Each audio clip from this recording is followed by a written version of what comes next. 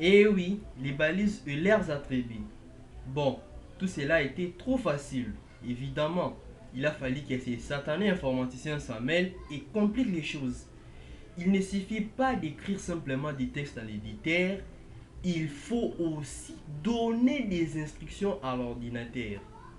En HTML, pour cela, on utilise des balises. Les pages HTML sont remplies de ce qu'on appelle des balises.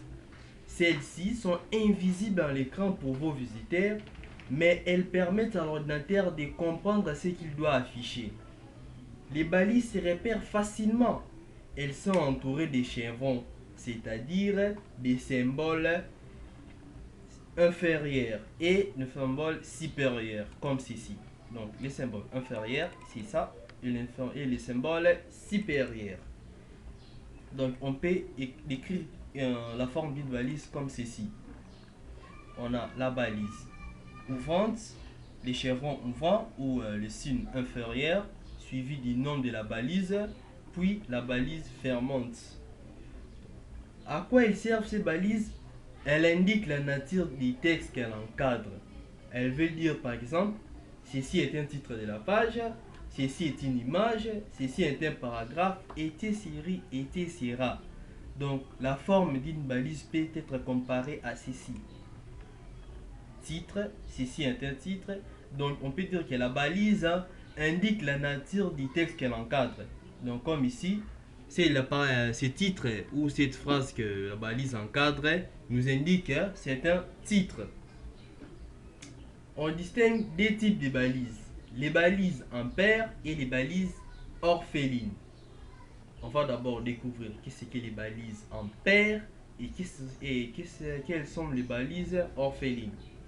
Les balises en paire sont des balises qui s'ouvrent, contiennent du texte et se ferment plus loin. Voici à quoi elles ressemblent.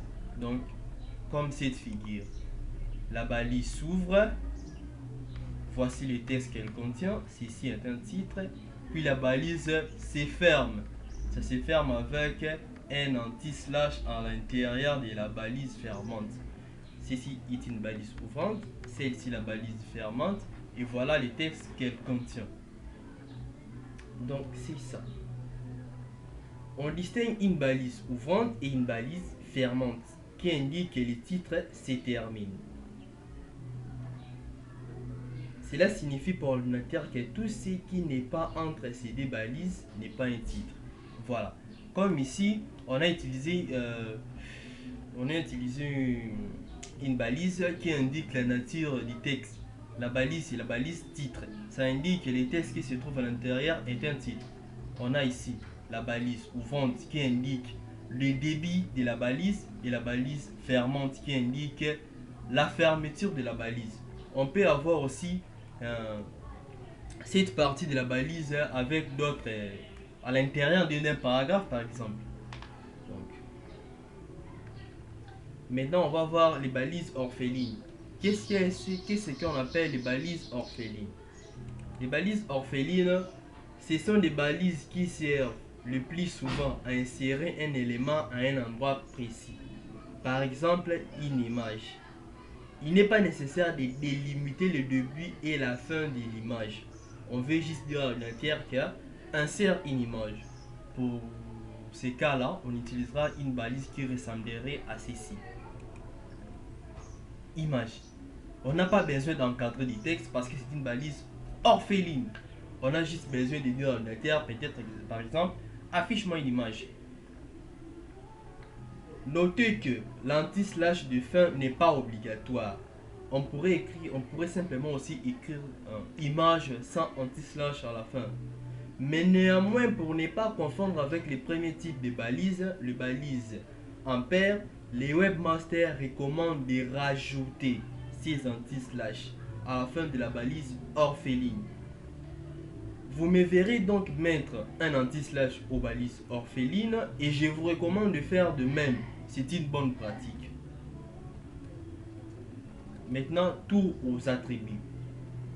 Les attributs sont un peu les options des balises. Ils viennent les compléter pour donner des informations supplémentaires. L'attribut se place après le nom de la balise ouvrante et a le plus souvent une valeur, comme ceci. Nom de la balise, l'attribut égal. La valeur est entourée de guillemets. À quoi cela sert-il? Prenons l'exemple de la balise image que nous venons de voir.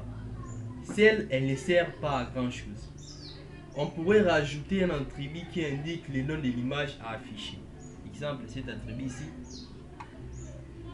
Donc, voilà. Voilà un exemple qui parle. Ici, on a le nom de la balise, le nom de l'attribut et la valeur de l'attribut. Le nom de la balise égale à image et le nom de la photo qu'on doit afficher, on le met comme valeur de l'attribut nom. L'ordinateur comprend alors qu'il doit afficher l'image contenue dans le fichier photo.jpg. Dans le cas d'une balise fonctionnant par paire, on met les attributs qui est dans la balise ouvrante et pas dans la balise fermante. J'espère qu'on s'est très bien compris. Tous les balises que nous venons de voir sont fictives, donc je les ai imaginées. Les vraies balises ont des noms en anglais. Et oui, nous allons les découvrir dans la suite de ces cours. N'essayez pas cet exemple, ça ne va pas fonctionner.